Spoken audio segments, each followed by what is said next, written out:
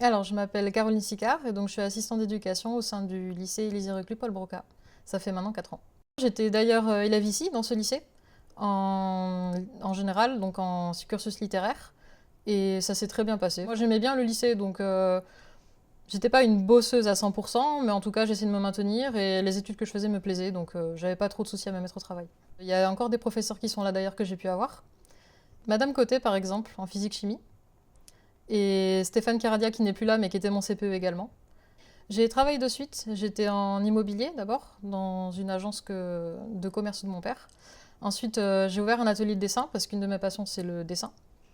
Et j'ai aussi travaillé dans un magasin de sport avant de faire une formation pour être accompagnatrice numérique auprès des personnes âgées.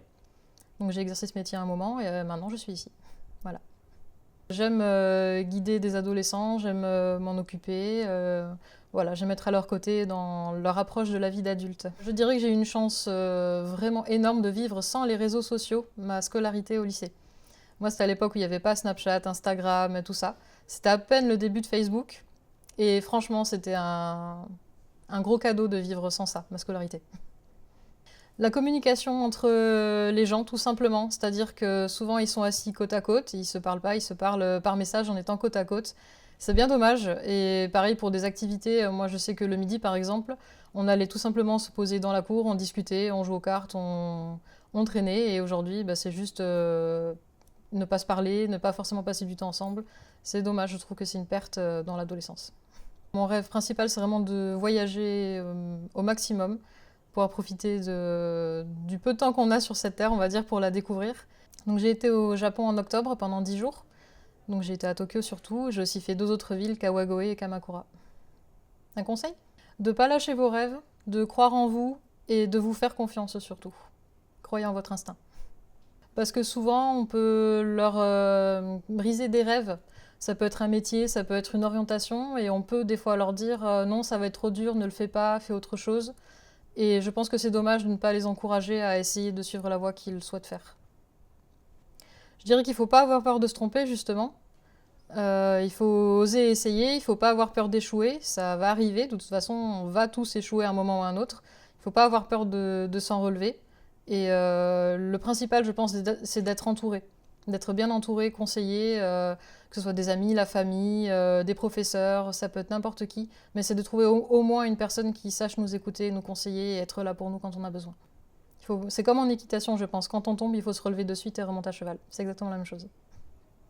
Moi, ce serait plutôt sur le côté écriture de peut-être commencer plus tôt à écrire, d'oser écrire. C'est un peu mon métier passion, on va dire, à côté de mon métier d'assistant d'éducation. Donc j'ai écrit 6 livres actuellement et je continue encore.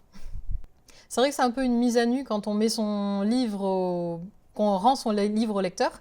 C'est vraiment une mise à nu, on se livre en quelque sorte. Même si c'est une histoire de fiction, c'est quand même une part de nous qui sont dans les pages.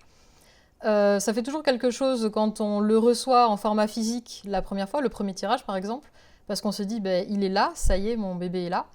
Et après, c'est toujours un plaisir quand quelqu'un le prend pour le lire et qu'il y a les retours après. C'est un peu un pas en nous en quelque sorte, mais c'est toujours bienveillant. Enfin, en tout cas, de mon côté, ça a toujours été bienveillant les retours que j'ai eus. Donc vraiment, c'est très agréable. Échecs, j'en ai eu, que ce soit par exemple maison d'édition pour mes livres, j'ai eu des refus, forcément. Du coup, j'ai bravé l'obstacle et je suis passée en auto-édition, tout simplement. Je me suis dit, si en maison d'édition, bah, c'est trop compliqué, je vais le publier moi-même, et c'est ce que je fais, je suis en auto-édition. Même si mon premier roman a été en maison d'édition, l'expérience ne m'a pas énormément plu, donc je ne regrette pas aujourd'hui d'être en auto-édition et de gérer moi-même mes livres. Heureuse, déjà, pouvoir continuer à écrire, parce que c'est vraiment une passion qui me tient à cœur. Puis encore une fois, voyager, c'est vraiment mon objectif dans la vie, c'est de pouvoir profiter et découvrir plein de pays, de cultures différentes. Et pourquoi pas en faire un livre un jour de tout ce que j'aurais vu.